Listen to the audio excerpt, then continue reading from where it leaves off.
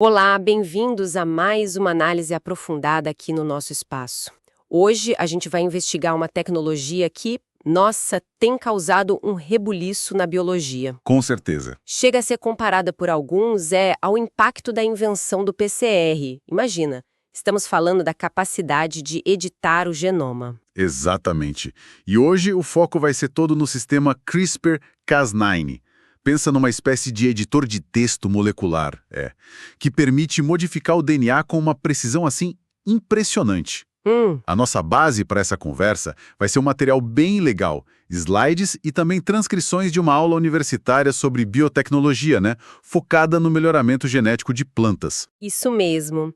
Então, a nossa missão aqui é tentar entender, afinal, o que é esse tal de CRISPR, de onde é que ele surgiu, como funciona essa famosa tesoura molecular e, talvez o mais intrigante para a gente hoje, como ela está sendo usada para, digamos, redesenhar as plantas. Vamos desembrulhar essa história. Vamos lá. Para a gente começar, acho que é bom lembrar que essa ideia de editar genes, ela não nasceu ontem com o CRISPR, certo?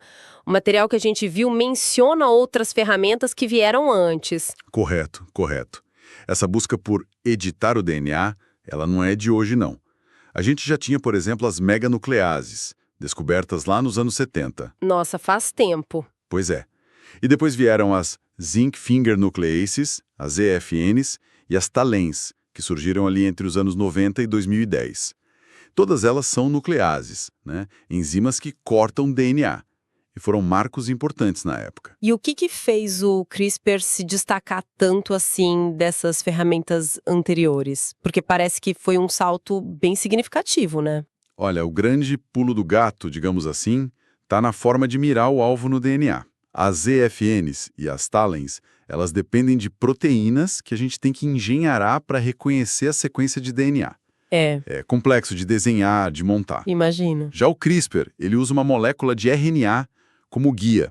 Então, achar o alvo fazendo esse pareamento RNA-DNA é muito, mas muito mais simples e direto de programar, sabe? Ah, entendi. E tem mais. A proteína Cas9, que é a mais usada no sistema CRISPR, é uma molécula única e relativamente compacta que faz todo o serviço. Então foi essa simplicidade e a precisão do direcionamento pelo RNA que foram a chave. Mas o objetivo final, no fundo, ainda era o mesmo de antes. Cortar o DNA num ponto específico. Exatamente, exatamente. O ponto de partida para todas essas tecnologias é você conseguir induzir uma quebra na dupla fita do DNA, uma DSB que a gente chama num local bem preciso do genoma. A mágica mesmo, ela acontece depois do corte, quando a própria célula tenta consertar aquele estrago. E como é que a célula faz esse conserto? O material descreve dois caminhos principais. Parece que um é mais, rápido e sujo, e outro é mais preciso, foi isso? É uma ótima forma de colocar assim. A via mais comum, a mais frequente, é a NEJI, Não Homologous End Joining. É um mecanismo rápido que basicamente cola as pontas quebradas do DNA de volta. Só que essa colagem, ela frequentemente introduz pequenos errinhos às vezes, perde, às vezes insere algumas letrinhas, nucleotídeos ali no local do corte. Esses errinhos, que a gente chama de indels. Indels, certo. Isso, indels, eles geralmente bagunçam a leitura do gene e o resultado é a inativação dele. Então é ótimo para fazer o que a gente chama de knockout, ou seja, desligar um gene específico. Entendi. É tipo um remendo rápido que acaba silenciando o gene. E a alternativa, a tal via mais precisa? A outra é a HDR, Homology Directed Repair. Nesse caso, a célula usa uma sequência de DNA como um molde para reparar o corte de um jeito bem preciso. Se a gente fornecer para a célula um molde externo com a sequência que a gente quer inserir, e esse molde tiver pontas que são parecidas, homólogas, às regiões vizinhas do corte, a célula consegue copiar essa informação lá para dentro do genoma. É como usar um corretivo mesmo e reescrever uma palavra específica no texto do DNA. Aí sim, permite corrigir mutações ou até inserir sequências novas, o knocking. Entendido. NH para desligar, HDR para reescrever com precisão. São as duas possibilidades depois do corte do CRISPR. Ok, agora sim, vamos ao protagonista. CRISPR. O que significa essa sigla esquisita? CRISPR é a sigla para Clustered Regularly Interspaced Short Palindromic Repeats. Se a gente for traduzir, dá algo como repetições palindrômicas curtas, agrupadas e regularmente interespaçadas. Que nome comprido. Pois é, foi observado pela primeira vez lá em 87, faz tempo, no genoma da bactéria E. coli. Eram justamente essas sequências repetidas, curtinhas e palindrômicas, que você lê igual de trás para frente, sabe? E elas eram separadas por sequências únicas, que foram chamadas de espaçadores. Uma estrutura bem curiosa mesmo, lá no DNA bacteriano. Mas a função disso só foi descoberta bem depois, né? E parece que era algo bem surpreendente. Exato. Por anos, ficou ali como um mistério.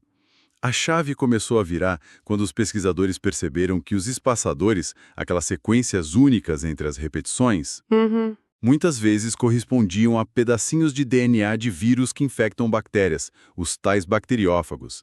E também notaram que essas regiões CRISPR estavam sempre perto de uns genes chamados Cas, de CRISPR-associated. Ah, os genes Cas. Isso. Aí a grande sacada foi conectar tudo isso.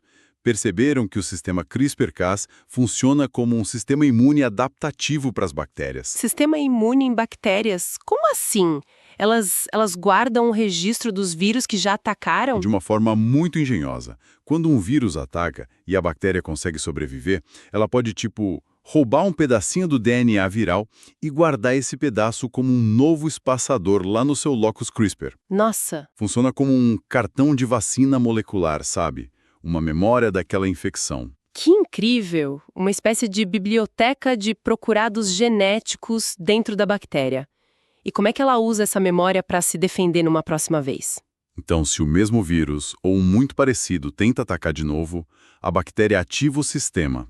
Ela transcreve aquela região CRISPR, gerando uns RNAs guias, os cRNAs, que carregam a sequência daquele espaçador viral, da memória. Certo. Esse cRNA se junta com proteínas Cas como a Cas9, que é uma nuclease, corta DNA. Esse complexo RNA-proteína vira tipo um patrulheiro molecular. Ele fica varrendo a célula, procurando o DNA que combine com a sequência guia. Se ele encontra o DNA viral correspondente, pronto. A Cas9 corta o DNA invasor e neutraliza a ameaça. É fascinante pensar que a natureza criou um mecanismo de defesa tão específico. E aí vem a genialidade humana de olhar para isso e pensar, peraí, e se a gente usasse isso para cortar outra coisa? Exatamente. Essa foi a virada de chave sensacional, que acabou rendendo o Prêmio Nobel de Química para Emmanuel Charpentier e Jennifer Doudna em 2020. Elas mostraram lá em 2012 que dava para reprogramar esse sistema. Elas conseguiram simplificar, fundindo as partes essenciais do RNA guia numa molécula só, o gRNA ou sgRNA, e mostraram que dava para usar isso junto com a proteína Cas9 para cortar qualquer sequência de DNA que a gente quisesse. Não só de vírus e não só em bactérias. Foi aí que transformaram uma defesa microbiana numa ferramenta universal de edição. Então, a versão que a gente usa em laboratório é mais simples. É basicamente a proteína Cas9 e um RNA guia que a gente desenha e sintetiza. Essencialmente é isso aí. O gRNA é desenhado com uma sequência ali de uns 20 nucleotídeos que é complementar ao local exato do genoma que a gente quer editar. Esse gRNA, ele guia a proteína Cas9 até o alvo, a Cas9 faz o corte na dupla fita. Certo. E a partir daí a célula usa os próprios mecanismos de reparo dela, o NHEJ ou o HDR, para finalizar o processo. E aí o resultado vai ser ou a inativação do gene ou a edição precisa, dependendo da nossa estratégia, e se a gente fornece um molde ou não. E por que a Cas9 virou a estrela do sistema? O material menciona que existem outros tipos de Cas, né? Existem vários sistemas CRISPR-Cas na natureza. A Cas9, que é do tipo 2, ficou famosa porque ela é uma única proteína, relativamente fácil de trabalhar, que faz todo o serviço. Reconhece o alvo e corta.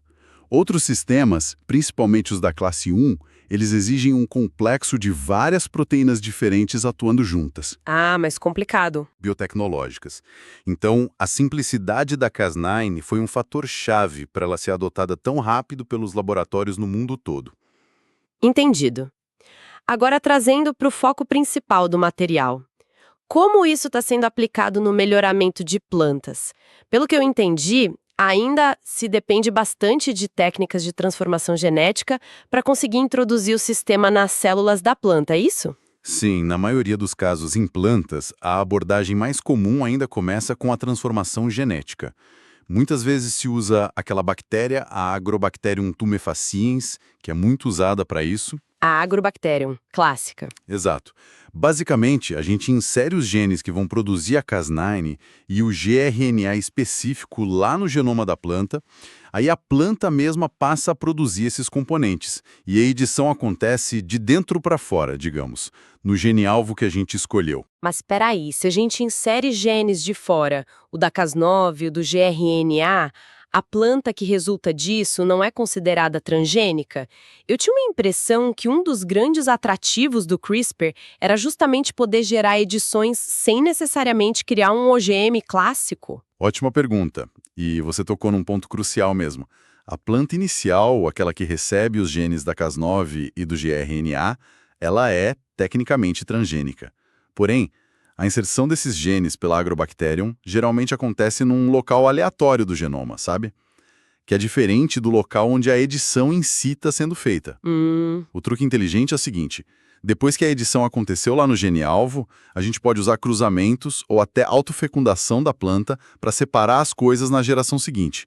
É perfeitamente possível selecionar plantas descendentes que herdaram a edição que a gente queria, no gene-alvo, mas que não herdaram mais os genes da Cas9 e do gRNA. Ah, então, a ferramenta de edição é usada e depois, na geração seguinte, ela é descartada geneticamente? A planta final fica com a modificação desejada, mas sem o maquinário de edição que veio de fora. Isso deve ter implicações regulatórias enormes, imagino. Exatamente.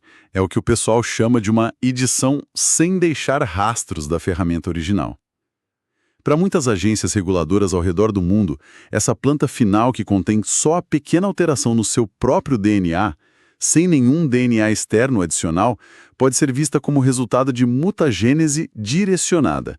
Talvez não muito diferente de uma mutação que poderia ocorrer naturalmente ou ser induzida por métodos mais antigos. Entendi. Isso pode, em teoria, simplificar bastante a aprovação para cultivo e comercialização. Mas, claro, as regras ainda variam muito entre os países e esse é um debate que está super quente ainda. Características já estão sendo mexidas, digamos, em plantas usando o CRISPR. E o material traz alguns exemplos bem concretos, né? Sim, os exemplos mostram bem a versatilidade da ferramenta. Olha só que interessante. No trigo, por exemplo, o trigo é hexaploide. Ele tem 3 conjuntos de cromossomos, A, B e D. Complexo. Bem complexo.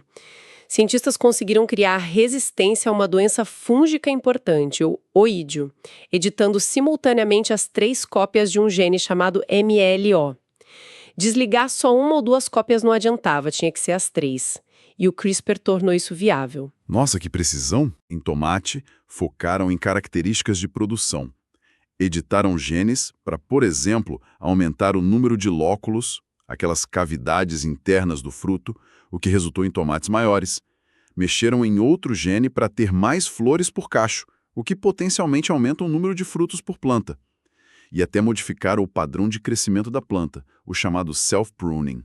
Bem prático. E também, em tomate, buscaram melhorar a qualidade nutricional. Usaram uma técnica chamada edição multiplex, que é quando você mira vários alvos de uma vez só.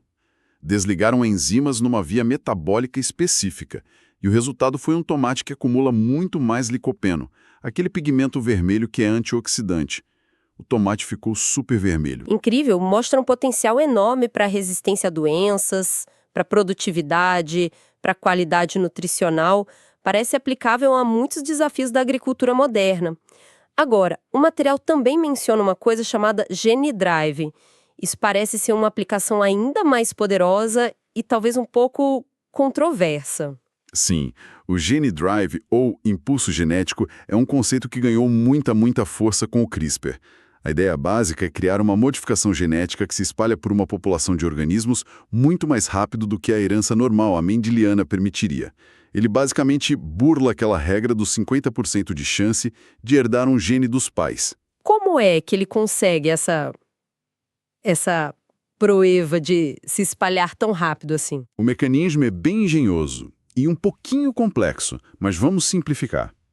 Quando você insere a modificação que você quer em um dos cromossomos de um indivíduo, você também insere ali, junto, os componentes do CRISPR, a Cas9 e o gRNA, que reconhece a versão não modificada daquele mesmo gene. Ah, o próprio sistema vai junto. Exato. Aí, nas células germinativas desse indivíduo, que vão formar os gametas, esse sistema CRISPR, que está embutido, vai encontrar e cortar a cópia do gene no outro cromossomo, o homólogo, que ainda não estava modificado. A célula, então, usa o cromossomo que já está modificado como molde para consertar esse corte pela via HDR que a gente falou. Entendi. Ela copia a modificação para o outro cromossomo? Isso.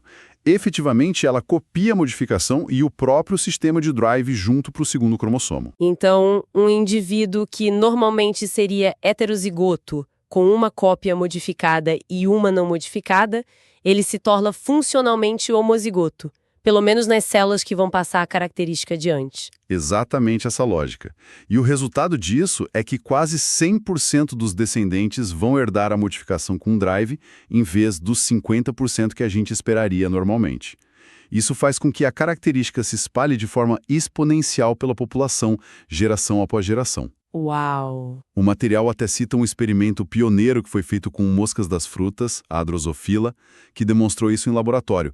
Conseguiram fazer uma mutação de cor se espalhar super rápido. As implicações disso são gigantescas, né? Penso logo em controle de mosquitos que transmitem doenças ou espécies invasoras. Sem dúvida. As aplicações mais discutidas são justamente para controle de vetores, como os mosquitos da malária, da dengue e da zika, talvez tornando-os inférteis ou incapazes de transmitir o patógeno, mas justamente por ser tão potente e potencialmente irreversível na natureza, o GeneDrive levanta debates éticos e ecológicos muito profundos sobre segurança, sobre controle, sobre governança. É algo que precisa ser discutido com muita cautela. Realmente. Como disseram cientistas que foram citados no material, é um poder imenso que a ciência tem nas mãos agora. Talvez tão revolucionário quanto o PCR mesmo, e o que espanta é que parece ser surpreendentemente acessível, né? Isso traz uma responsabilidade enorme junto. Com certeza absoluta. A facilidade de uso, o custo relativamente baixo e essa possibilidade de gerar edições sem rastros, no caso das edições simples, sem o GeneDrive, tudo isso coloca desafios éticos e regulatórios bem grandes na mesa. Complicado. A gente viu, infelizmente, o caso do cientista chinês, o He Jiankui, que usou CRISPR e embriões humanos sem o devido processo ético, sem aprovação científica adequada. Lembro disso, foi um escândalo. Foi um escândalo global e teve consequências legais sérias para ele. Aquilo acendeu um alerta gigantesco sobre a necessidade urgente de diretrizes claras, de um debate público amplo e honesto, especialmente para qualquer aplicação em seres humanos. Diante de tudo isso que a gente conversou, que imagem final fica dessa tecnologia, o CRISPR-Cas9, baseada nas fontes que a gente analisou hoje? Olha, fica a imagem de uma ferramenta de precisão realmente sem precedentes, que nasceu de um sistema de defesa bacteriano super elegante, né? O CRISPR-Cas9 tem um potencial claro, enorme, para transformar a agricultura, a medicina, a pesquisa básica, mas como toda tecnologia que é muito disruptiva, muito poderosa, ele exige que a gente avance com cautela. Exige diálogo aberto entre a ciência e a sociedade e uma reflexão constante sobre os limites éticos e as consequências do seu uso. De fato. Foi uma jornada incrível hoje pensar que saímos de bactérias se defendendo de vírus para chegar em cientistas literalmente reescrevendo o código genético em plantas e agora debatendo como usar isso tudo com responsabilidade. Vimos como funciona, né? As origens lá na natureza e como já está sendo aplicado para buscar plantas mais resistentes, mais produtivas, mais nutritivas, como naqueles exemplos do trigo e do tomate que a gente comentou. E para a gente finalizar, ficou uma reflexão que o próprio material meio que suscita, né? Se a gente consegue criar uma planta editada com CRISPR que, depois de remover a ferramenta, é indistinguível de uma mutação que poderia acontecer na natureza ou ser induzida por métodos tradicionais, como que a sociedade vai lidar com isso em termos de rotulagem, de aceitação pública? Exato, é uma questão chave. E no caso mais complexo ainda, o do GeneDrive, que é capaz de alterar populações inteiras na natureza, talvez de forma irreversível. Que mecanismos de governança global a gente vai precisar desenvolver para garantir que seu desenvolvimento e um possível uso sejam feitos de forma segura e ética? São perguntas que ficam ecoando, né? Ficam ecoando e são fundamentais para a gente continuar essa conversa.